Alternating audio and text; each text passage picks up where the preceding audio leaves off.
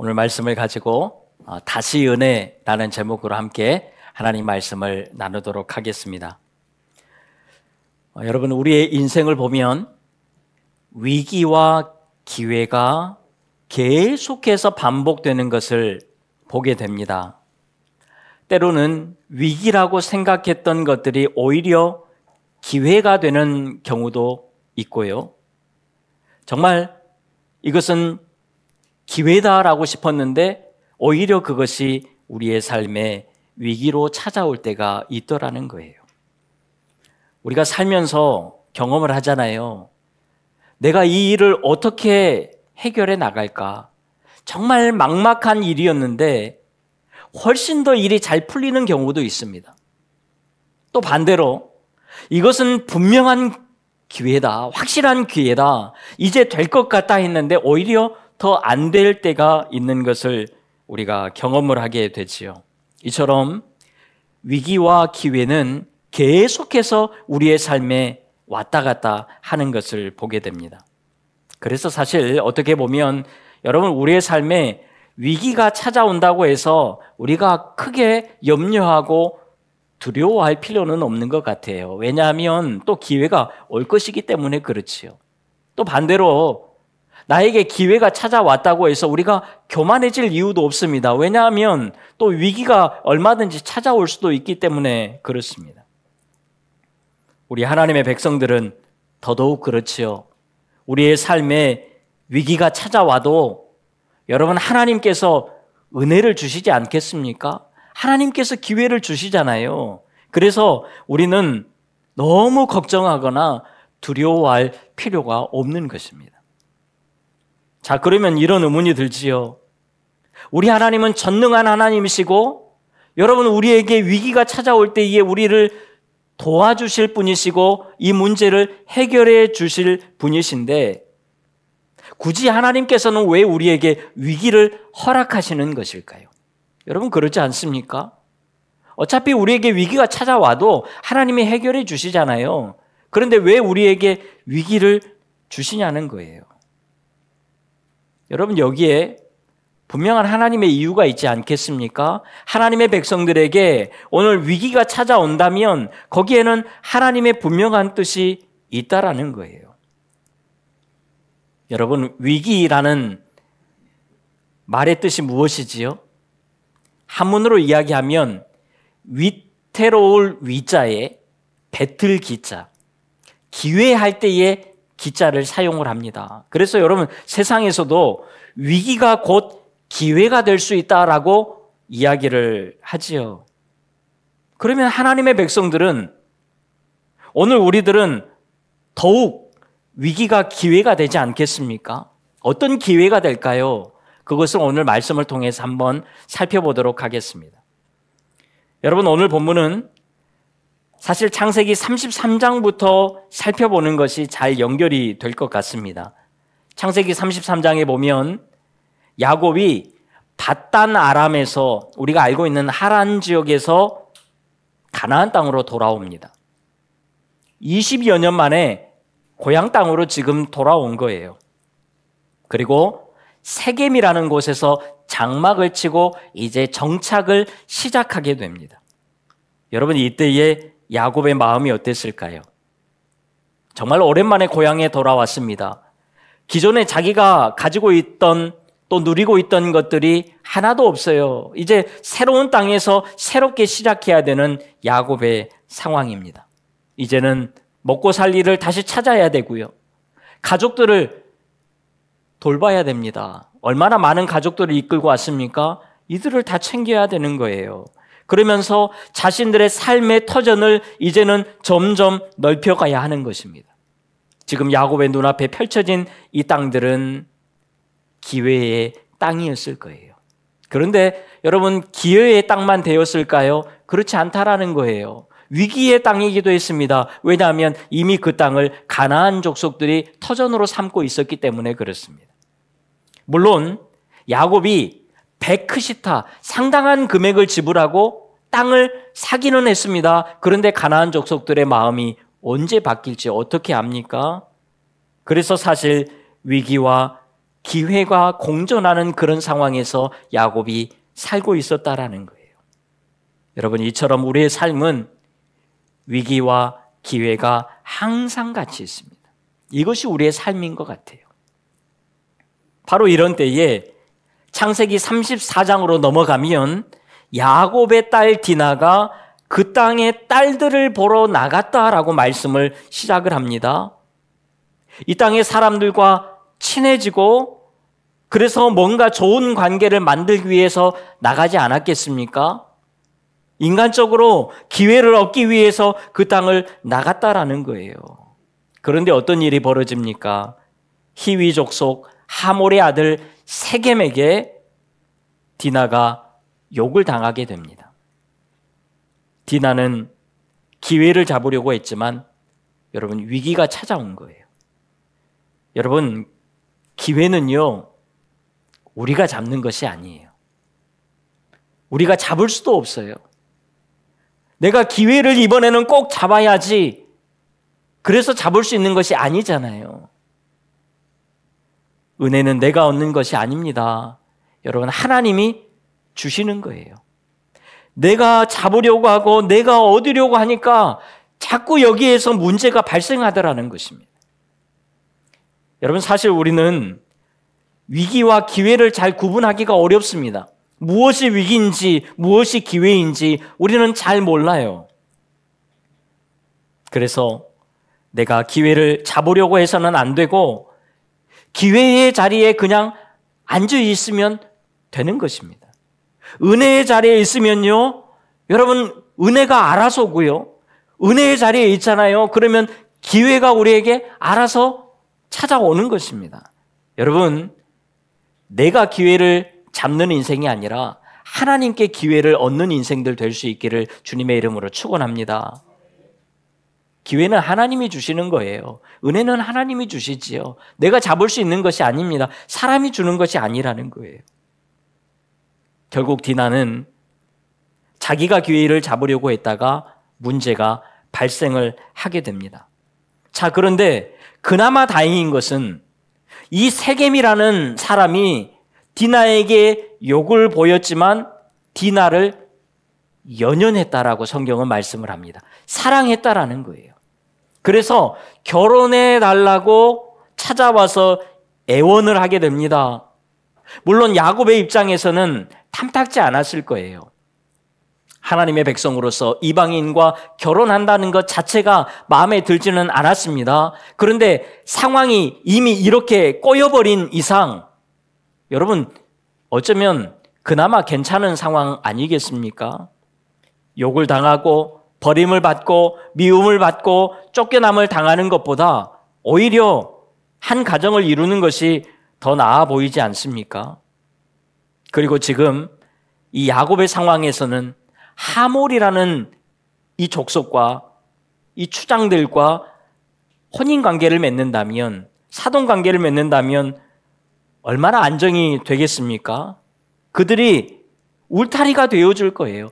주변의 다른 가나안 족속들이 쉽게 야곱을 공격하지 못할 것입니다. 위기가 어쩌면 기회로 바뀔 수 있는 그런 상황이 된 거지요. 그래서 하몰의 아들 세겜이 혼인을 청해 올 때에 야곱이 마음은 그렇지 않았겠지만 겉으로는 반대를 하지 않았습니다. 그냥 받아들였어요. 누가 반대하지요?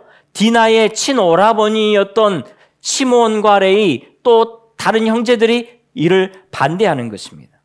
그러면서 한 가지를 제안하지요. 너희들 모든 남자들이 우리와 같이 할례를 받게 된다면 우리가 그때에 혼인을 해주겠다라고 제안을 합니다. 이것을 이 세겜이 좋게 받아들여서 모든 남자들에게 할례를 행하게 만듭니다. 이제 모든 것들이 순순히 잘 풀려가는 것 같아요. 위기가 찾아왔지만 다시 기회를 얻는 것 같았습니다. 그런데 이런 좋은 분위기가 3일을 가지 않습니다. 3일째 되던 날에 시므온과 레위가 이들에게 쳐들어가서 힘이 없는 이들을 완전히 전멸시켜버립니다. 처음부터 이 누이의 복수를 위해서 이들은 계획하고 이것을 실행했던 것입니다. 그러자 이 상황을 보고 야곱이 이렇게 이야기합니다. 창세기 34장 30절을 같이 읽습니다. 시작. 야곱이 시므온과 레위에게 이르되 너희가 내게 화를 끼쳐 나로 하여금 이 땅의 주민 곧 가나안 족속과 브리스 족속에게 악취를 내게 하였도다. 나는 수가 적은즉 그들이 모여 나를 치고 나를 죽이리니 그러면 나와 내 집이 멸망하리라. 아멘. 야곱이 이제 죽게 되었다고 아들들에게 화를 내고 원망을 하는 것입니다. 왜 그렇지요? 여러분, 야곱은 바단 아람에서 돌아온 지 얼마 되지 않았습니다. 아직 정착한 게 아니에요. 그렇다면 이런 시점에서는 최대한 적을 만들지 않는 것이 현명한 것입니다. 그런데 이들을 건드린 거예요. 가나안 족속들에게 불을 지핀 것입니다. 이제는 주변 가나안 족속들이 히위 족속을 복수하겠다고 달려들지 않았겠습니까? 불보듯 뻔한 상황이 보여지는 거예요. 3일 전만 해도 여러분 기회를 얻은 것 같았는데 하루아침에 위기로 바뀌어버린 거예요. 왜 그렇지요? 여러분, 하나님이 주신 기회가 아니라 사람이 주는 기회를 잡으려고 했기 때문에 그런 것입니다. 그래서 이제 진짜 위기가 찾아온 것입니다. 여러분, 하나님께서 오늘 나와 함께 계심에도 불구하고 왜 이런 위기가 계속해서 찾아올까요? 기회가 오는 것 같다가 또 위기가 찾아오고 또 기회가 온 것 같았는데 더 큰 위기가 찾아옵니다. 여러분, 왜 우리의 삶에 이런 일들이 나타날까요? 우리의 삶에 위기가 좀 안 오면 좋겠는데 여러분, 왜 우리에게 위기라는 것이 오는 것일까요? 다 같이 한번 따라합시다. 위기는 하나님께 나오라는 사인입니다. 아멘입니까? 여러분, 우리의 삶에 위기가 찾아오잖아요. 그것은 하나님께서 하나님께 나오라는 사인으로 주시는 것입니다. 그냥 아무런 의미 없이 하나님이 우리에게 위기를 주시는 것이 아니고 하나님의 보호가 없어서 우리의 삶에 위기가 찾아오는 것이 아니라는 거예요. 하나님께서 나오라는 사인으로 주시는 것이 하나님의 백성들에게 위기입니다. 오늘 여러분은 위기가 찾아올 때에 어떻게 해결하십니까? 사람을 찾아가서 또 여러분의 힘으로 해결하려고 하십니까? 아니면 위기를 허락하신 하나님을 향해서 원망을 하십니까? 위기는 하나님께 나아갈 수 있는, 하나님 앞에 바짝 엎드릴 수 있는 아주 좋은 기회라는 사실이에요. 그래서 하나님께서 어차피 위기를 해결해 주시지만 이 방법을 계속해서 쓰시는 거예요. 하나님의 백성들에게 위기가 찾아오고 해결됐다가 또 위기가 찾아오는 것은 하나님께 나오라고, 하나님 앞에 엎드리라고 또 기회를 주시는 거예요. 그래서 계속 이 방법을 쓰시는 것입니다. 결국 야곱도 이 큰 위기를 만나니까요, 하나님 앞에 나아가서 엎드리게 되더라는 거예요. 그런데요, 여러분, 우리가 오늘 본문 1절을 정말 잘 읽어볼 필요가 있습니다. 우리 함께 읽지요. 시작. 하나님이 야곱에게 이르시되 일어나 베델로 올라가서 거기 거주하며 내가 내 형 에서의 낯을 피하여 도망하던 때에 내게 나타나던 하나님께 거기서 제단을 쌓으라 하신지라. 아멘. 여러분, 이 말씀을 잘 보십시오. 야곱이 위기에 처하자 하나님 앞에 손들고 나간 게 아니에요. 위기를 만나자 야곱이 스스로 알아서 옛날에 하나님과 맺었던 그 약속을 기억하고 나간 것이 아니라는 거예요. 여러분, 잘 보십시오. 하나님께서 야곱에게 예배 자리로 나오라고 말씀을 하고 계시는 거예요. 야곱에게 하나님께서 옛날에 그 약속을 기억하고 행하라고 지금 말씀을 하고 있다라는 사실입니다. 여러분, 우리가 여기에서 한 가지 중요한 사실을 깨닫게 됩니다. 여러분, 우리는요, 우리가 위기를 만났다고 해서 자동적으로 하나님 앞에 나아가는 것이 아니라는 거예요. 우리는 자동적으로 나아갈 것 같지요. 위기가 오면 하나님 앞에 엎드릴 것 같잖아요. 그런데 여러분, 이조차도 우리는 안 되는 사람들입니다.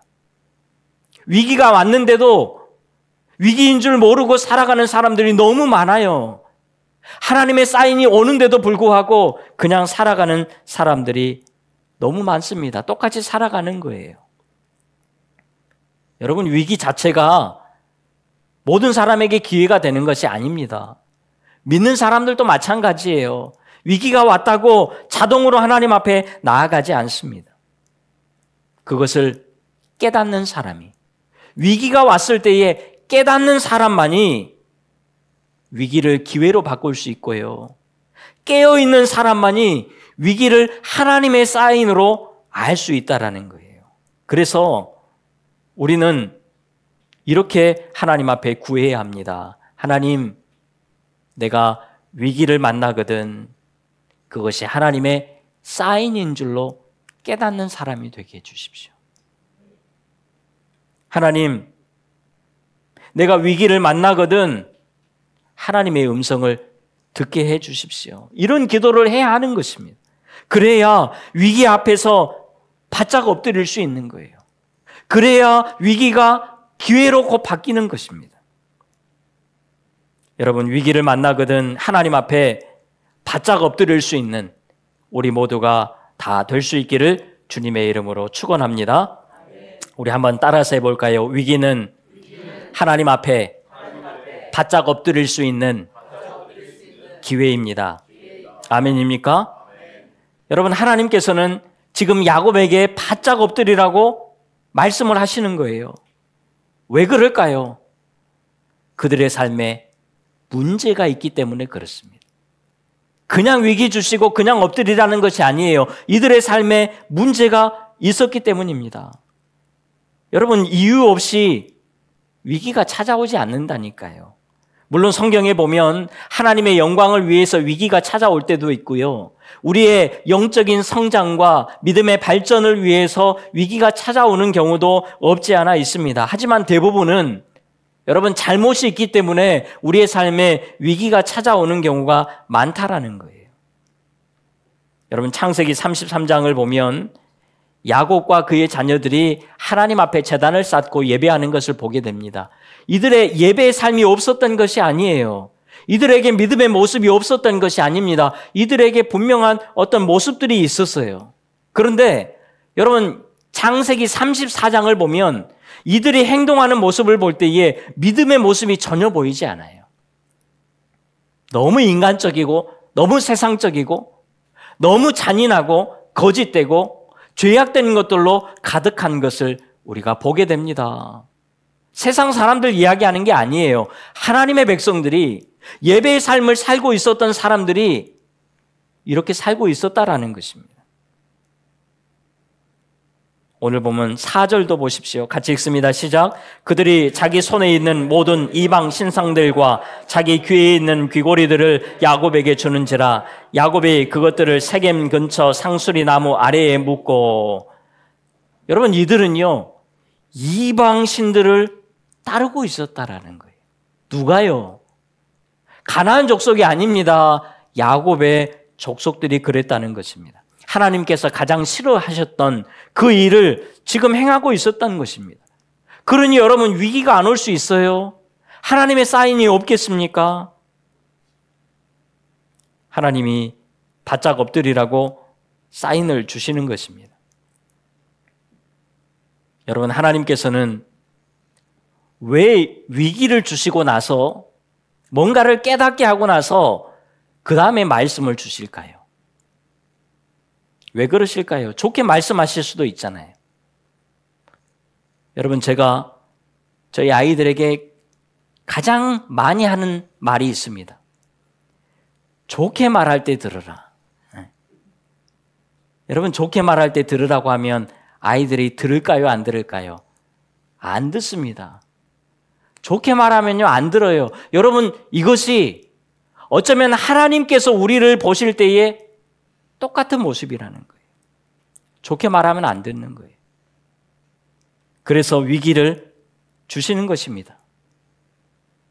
그런데 이것은 우리를 괴롭게 하려는 것이 아니라 우리에게 다시 은혜를 주시려고 그렇게 하신다는 거예요. 자, 이렇게 야곱이 위기 앞에서 하나님께 나아가서 바짝 엎드리니까요, 어떤 일이 벌어지지요? 5절을 보십시오. 그들이 떠났으나 하나님이 그 사면 고울들을 크게 두려워하게 하셨으므로 야곱의 아들들을 추격하는 자가 있었더라, 없었더라? 없었더라. 여러분, 야곱에게는 사실 아무것도 없었습니다. 싸울 무기도 없었고 용기도 없었습니다. 그냥 가나안 족속들이 쫓아가기만 하면 멸망을 당할 수밖에 없습니다.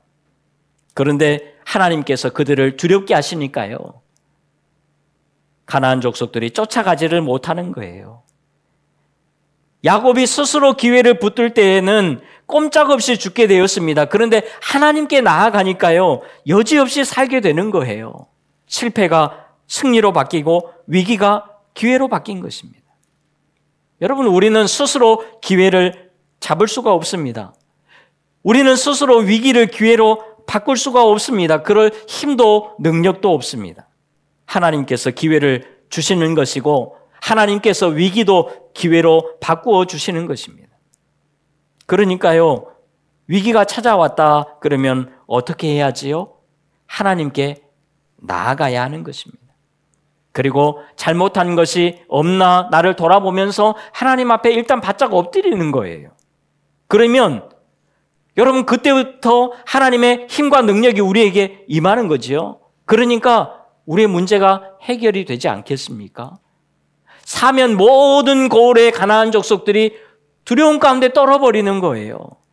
야곱이 아무것도 하지 않았습니다. 그런데 하나님이 그렇게 해주신다는 것입니다. 그런데 문제만 해결되는 것이 아니에요.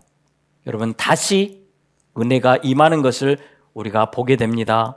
여러분, 9절을 보면요, 야곱이 베델에서 하나님께 제단을 쌓고 예배한 후에 밧단 아람으로 다시 돌아옵니다. 그리고 하나님께서 다시 야곱에게 나타나셔서 말씀을 하시는 거예요. 그러면서 복을 주십니다. 예전에 주셨던 이스라엘이라는 이름을 다시 한번 주시는 거예요. 이스라엘 이름 언제 주셨지요? 창세기 32장에 보면 야복강에서 하나님의 천사와 씨름한 후에 주셨던 이름이지요. 이 이스라엘의 이름의 뜻은 하나님의 승리자라는 뜻입니다. 하나님께서 통치하신다라는 그런 뜻이지요. 오늘 보면 11절에서도 말씀하는 것처럼 전능하신 하나님께서 통치하시고 승리를 주시겠다는 것입니다. 야곱에게 다시 은혜를 주시겠다는 거예요. 더 나아가서 12절에 보면 다시 약속을 주십니다. 조상들과 맺었던 그 약속을 다시 주시는 거예요. 은혜 안에 다시 거하라는 것입니다. 그래서 야곱이 다시 정말 철저하게 믿음 안에서 은혜 안에 있게 되는 것을 우리가 보게 됩니다.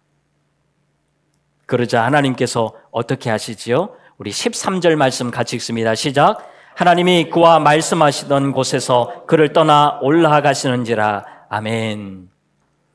여러분, 하나님께서 분명히 야곱에게 다시 나와 함께 하자, 하나님이 이렇게 하셔놓고 다시 은혜 안에 거해라, 다시 같이 하자 라고 하셔놓고 13절에 보니까 하나님이 그를 떠나 올라가시는 거예요. 하나님이 떠나가시는 것입니다. 여러분, 이것이 무슨 말씀일까요? 야곱을 믿지 못해서 내려오셔서 야곱에게 직접 말씀을 하시고 다 가르쳐 주시고 이제 야곱이 변화되니까요, 하나님이 함께 해야 되는데 이 하나님이 떠나가시는 거예요. 여러분, 어떤 의미지요? 야곱을 인정하시는 것 아니겠습니까? 그래, 야곱아, 내가 너를 보니까 이제는 좀 믿을만해. 이제는 된 것 같아. 내가 없어도 되지. 못 믿으니까 같이 있는 거예요. 여러분, 믿으면요 그냥 놔둘 수 있지요. 지금 하나님께서 야곱을 인정하시는 것입니다. 그리고는 내가 믿고 떠날게 라고 이야기하는 거예요. 진짜 하나님이 떠나서 다른 곳 가시는 것이 아니고요, 지금 믿을만 하고 그것을 인정하는 것입니다. 그리고 하나님이 떠나가시고 난 다음에 야곱이 또다시 예배의 자리로 나아가는 것을 보게 되죠. 여러분, 이제 야곱이 그나마 좀 사람이 된 거예요. 여러분, 하나님께서 우리에게 때로는 위기를 주시고 어려움을 주시는 것은요, 다시 은혜의 자리로 나오라는 초청이고 하나님께 바짝 엎드리라는 사인이고 기회라는 사실입니다. 이것을 깨달으면 위기가 곧 좋은 기회로 바뀌게 되는 것입니다. 여러분, 오늘부터 위기를 두려워하지 마십시오. 위기 또 찾아옵니다. 계속 찾아올 거예요. 그런데 하나님의 백성들은 이 위기를 두려워할 필요가 없습니다. 위기가 왔다 하면 하나님께 나오라는 사인이구나. 하나님 앞에 바짝 엎드릴 수 있는 기회구나. 그러면서 주님 앞에 나아갈 수 있는, 그래서 다시 은혜의 자리로 나아갈 수 있는 우리 모두가 다 될 수 있기를 간절히 소망합니다. 더 나아가서 여러분, 위기가 오기 전에 미리 은혜의 자리로 나아가는, 다시 은혜의 자리로 나아가서 그 자리를 지키고 있는 우리 모두가 될 수 있기를 바라요. 그 자리가 어디지요? 예배의 자리 아닙니까? 예배의 자리는 뭡니까? 회개의 자리지요. 여러분, 우리가 성경을 보면 성경에 여성들의 이름은 사실 많이 나오지 않습니다. 굵직굵직한 여성들의 이름만 등장하는 것을 보게 되지요. 그런데 오늘 본문 8절에 보면요, 리브가의 유모 드보라가 등장을 합니다. 여러분, 어떻게 보면 크게 중요하지 않는 인물 같아요. 리브가는 중요한 인물이니까 나와야 되지요. 그런데 리브가의 유모, 바담 아람에서부터 이 리브가를 키웠던 그 유모 이름이 오늘 본문에 등장을 합니다. 그리고 그녀가 죽자 베델의 상수리 나무 아래에 묻고 옵니다. 그러면서 그 나무 이름을 알론 바굿이라고 부르게 됩니다. 곡함의 상수리라는 그런 뜻이지요. 얼마나 이들이 이 드보라가 죽고 나서 슬퍼서 통곡을 했는지 몰라요. 그만큼 믿고 의지했던 그 사람이 죽은 것입니다. 왜 이렇게까지 곡했을까요? 어떤 의미일까요? 이제 그들이 믿고 의지했던 그 모든 것들이 다 끊어진 것 아니겠습니까? 4절에서도 이미 살펴보았던 것처럼 그들이 회개하면서 그들이 가졌던 이방 신상을 다 상수리 아래, 나무 아래에 묻었던 것처럼 지금 이 시신도 묻는 거예요. 이방신의 그 잔재를 깨끗하게 청산하고 지금 다시 살 곳으로 돌아가는 것입니다. 완전히 회개를 했다라는 거죠. 이전에 있었던 모든 것들을 다 끊어내는 것입니다.